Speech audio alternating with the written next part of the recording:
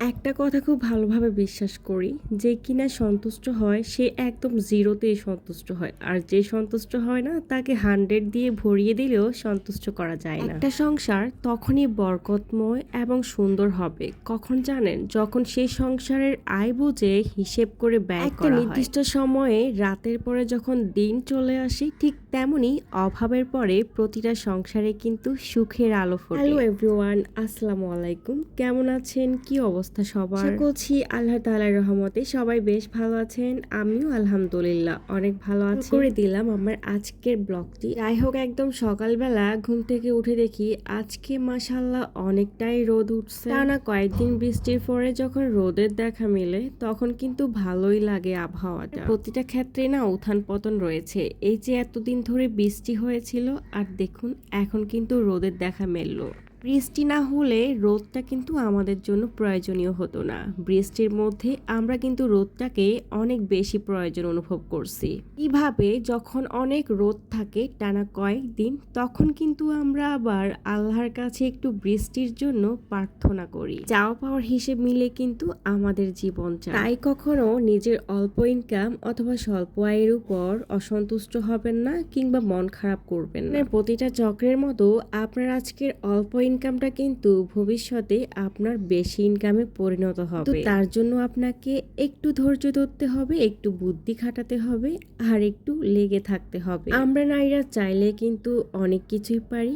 আমরা নারীরা চাইলে আমাদের সংসারটাকে স্বামীর অল্প ইনকাম দিয়েও কিন্তু সুন্দর এবং সুখে রাখতে পারি। আবার এমন অনেক হাজার হাজার নারী আছেন যাদের হাজবেন্ডদের লাখ লাখ টাকা থাকা সত্ত্বেও দেখুন না, তারা কিন্তু একদমই সুখে নাই। কথা বলতে বলতে আমি আমার সকালের ব্রেকফাস্টটা রেডি করে নিচ্ছি। আজকে সকালে আর রুটি পরোটা করিনি, আজকে আমি স্যান্ডউইচ বানিয়েছি নিজের হাতে। একটা ডিমকে জাস্ট কাঁচামরিচ পেঁয়াজ দিয়ে ভেজে অ্যান্ড ওটার মধ্যে মেয়োনিজ এবং সস মিক্সড করে স্যান্ডউইচের ভেতরে ফুডটা রেডি করেছি। একটু ভালো টেস্টের জন্য আমি কিছুটা শসা মিক্সড করেছি, তবে শসা মিক্সড না করলেও স্যান্ডউইচটা খেতে কিন্তু বেশ মজা লাগে। আসলে আমরা যারা ছোট বাচ্চার মা, আমরা চাইলেও সকাল সকাল সব ধরনের নাস্তার আইটেম কিন্তু রেডি করতে পারি না।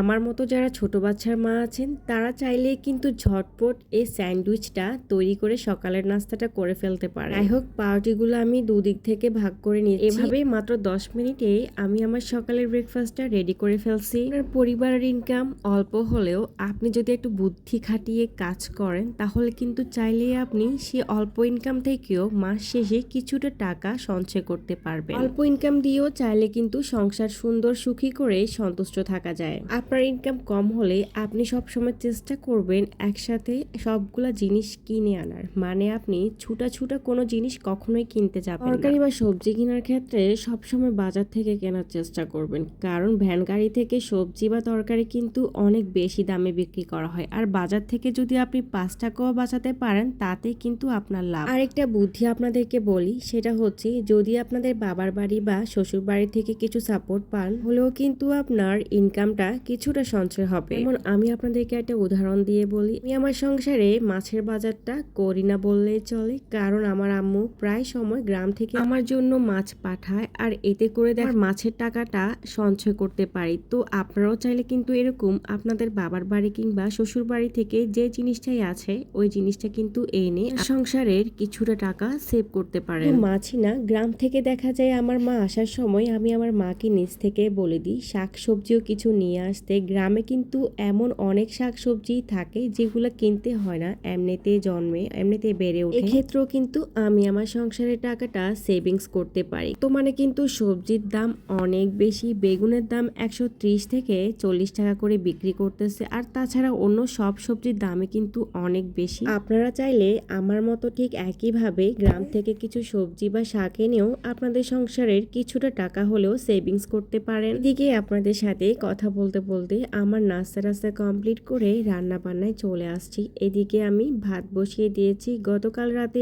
অনেকগুলা ভাত বেঁচেছিল, তাই আজকে একটু চালের পরিমাণটা কম দিয়েছি। একটা কথা বলি, আমি আমার সংসারে একটা ভাতও অপচয় করি না। অনেক সময় দেখা যায় রাতের বেঁচে যাওয়া ভাত ফেলে দিই, তবে আমি কখনোই এই কাজটা করি না। রাতের বেঁচে যাওয়া ভাতগুলা দিয়ে পরের দিন আমি অল্প চাল দিয়ে কিন্তু ভাত রান্না করে ফেলি। নাস্তা শেষ করার সাথে সাথে ভাত আর একটা একটা সবজি রান্না করে নিয়েছি আর এখন মেয়েকে স্কুলে আনার জন্য রেডি হয়ে নিয়েছি। মেয়েকে স্কুল থেকে এনে বাকি রান্নাটা আমি শেষ করি। রেডি হতে হতে দেখি আকাশে অনেক রোদ, মানে আজকে অনেক বেশি গরম হবে বাইরে। আর বেশি গরম হলে আমার দুটো বাচ্চার মুখে ঘামাচি উঠে একদম ভরে যায়, এই জন্য খুব খারাপ লাগে। আয় যতই হোক আপনার প্রতিটা আয় থেকে আপনি প্রতি মাসে একটু একটু করে সঞ্চয় করবেন। কখনোই মানুষকে দেখানোর জন্য অতিরিক্ত কোনো কিছুই খরচ করবেন না। যাই হোক, চেষ্টা করবেন বাজার থেকে এমন টাইপসের সবজি নিতে যেই সবজির আপনি আমটাও খেতে পারবেন আবার ছালাটাও খেতে পারবেন। কি বুঝতে পারছেন আমার কথাটা? আচ্ছা, আমি একটু গুছিয়ে বলি। আপনি চাইলে সবজি কলা কিনতে পারেন, আপনি চাইলে পটল কিনতে পারেন, মানে এমন টাইপসের সবজি কিনবেন যেটার খোসাটাও আপনি তরকারি হিসেবে ব্যবহার করতে পারবেন।